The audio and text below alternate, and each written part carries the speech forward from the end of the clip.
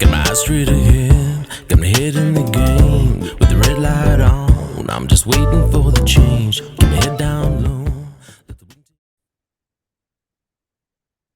Hi, Jay Fallon. Thanks for listening to the Slippery Slope. So I'm going to apologize now for the clarity of the video. If you're watching this, it's going to be a little grainy, but I've had to do it on a different camera.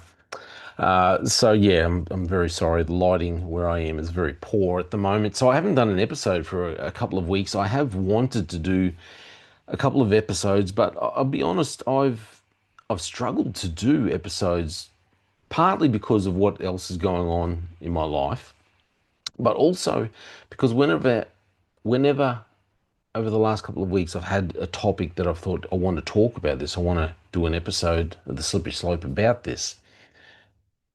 It's I've found it difficult to get to the truth about everything.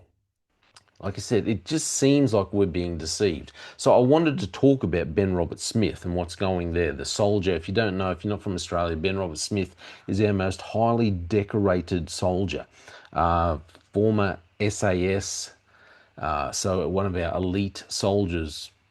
He received he received accolades for extremely heroic actions, bravery, when he was in Afghanistan. And you read what he did, the things that he did, and you know, you can't but say that is a brave man. That is a war hero. But the problem is, all these accusations have come out, and he's been charged with murder while he was over in Afghanistan. And the things that he's charged with, you think, well, it doesn't seem it seems like the government is not telling us everything, or it seems like they've woven a narrative because they want to attack him, but they want to, what else are they leaving out? In my opinion, if you're going to attack the SAS, if you're going to charge a soldier like Ben Roberts-Smith, okay, maybe, but then shouldn't there be other people, not just the one man? There's probably some politicians that also need to answer some hard questions, possibly face criminal charges as well. There's other people, but it all seems to be just lumped on this one guy. And the issue, I personally feel uncomfortable with charging soldiers like this in the manner it's being done. For starters, putting it all through the media feels like he's having a trial by media rather than a proper trial. And the AFP and our government have done this on purpose, in my opinion, which I don't think is fair at all. But it seems like they're just trying to make a point, and they're trying to do something, and putting everything out there in the media, and this is the way they want to run it, rather than giving a fair and honest trial for someone who they think is guilty. And this is the issue I have, is you don't know what the truth is. It feels like we're being deceived. No matter what the story is, whether it's Ben Roberts-Smith, whether it's the oil crisis that may or may not be happening, whether it's the war in Iran, whether it's what happened in Venezuela, whether it's is Cuba getting invaded or what's going on, whether it's Jeffrey Epstein, there just seems to be constant deception in just about everything, whether it's here in Australia or other news items over the world. Deception. I was reminded of what Jesus said, obviously in Matthew 24. You know, he's sitting there with his disciples. They've come to him privately. They say, "Hey, tell us about these things, all these things," because he's talked to them about future events. And Jesus has answered them. Said the first thing he says is, "Take heed that no one deceives you." And so this is what I've been struggling with lately, because it seems like everything that I've been reading in the news, every story, there's deception there. And I'm only saying that, not that because nothing lines up. So what I mean by all this is, like for instance, with the oil shortage, the possibility of an oil shortage. they're telling us, oh, there might be an oil shortage, but then the government comes out and says, well, there, no, no, it's all good. We've got everything under control, and we're making some deals. And then at the same time, Queensland government's talking about how we could possibly start drilling for our own oil. Because it's always the best thing to do is to is to be reactive and not proactive. That's always the smartest thing to do. We're in a crisis, so hey, let's start doing things now instead of, we could have been doing these things 30, 40, 50 years ago because we all knew about this, but we didn't. So let's do all this at the last minute. That always works out really well. What I'm saying is, you look at these stories and you think they're not telling us the truth. It feels like we're being deceived because this isn't the whole story. With the war in Iran, again, and it's a war. You're never going to be told the whole truth, but it seems like we're being deceived in some of the things when it comes to Ben Robert Smith and his court case and being charged with murder. I don't think, if he's guilty, well, then I don't think they're going to really get justice for those families and for those victims. If he's not guilty, I don't think he is going to get any justice because the government and the AFP have deceived everyone. They've got another agenda, and that's why they're playing all this out in the media. That's why they're doing it.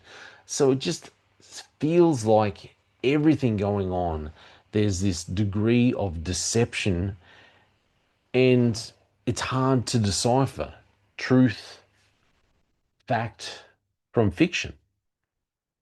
But like I said, I was reminded about what Jesus says, take heed lest that no one deceives you, which to me says, okay, Jesus is talking about spiritual things and biblical prophecy and the end times, don't be deceived, don't be spiritually deceived. But as a whole, the world seems to just be one constant motion of deception. Everything that comes out in the media, social media, it seems like everything has been shaped. Everything is being used to deceive everyone. It's there is virtually no truth. You see something and you read it and think there's a modicum of truth and a heap of lies in there. So much deception. So this is part of the reason why I haven't said anything lately, because I've been trying to read things and look at things and decipher what is the actual truth about all these things. So that's all I wanted to say for tonight. It's the first episode for a couple of weeks that I've done. So all I'm really saying is take heed, let no one deceive you.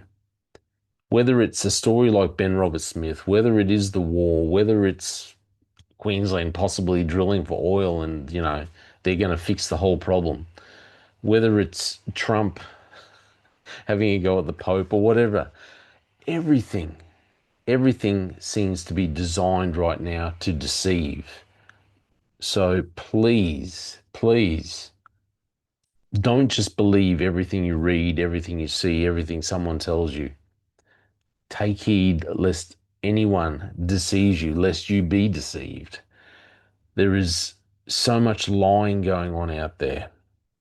It's hard to decipher truth from fiction, truth from lies. Take heed that no one deceives you.